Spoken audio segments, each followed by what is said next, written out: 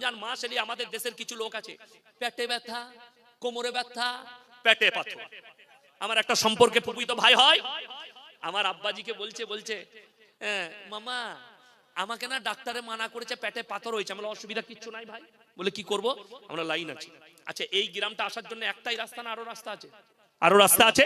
তো আপনি যদি মনে করেন ডাক্তারে আমাকে বলেছে রোজা রাখতে পাবি না, লাইন আর একটা আল্লাহ রেখেছে, ফিদিয়াতুন তাআমু মিসকিন।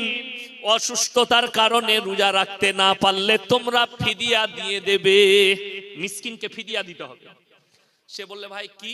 আমি ওই যে তুই রোজা রাখতে পারছিস না, তোর যে খরচটা সেটা মিসকিনকে দিতে হবে। আমি বললাম মাদ্রাসায় তালবিল ইলম থাকছে গরিব, তাকে দিয়ে দিবি।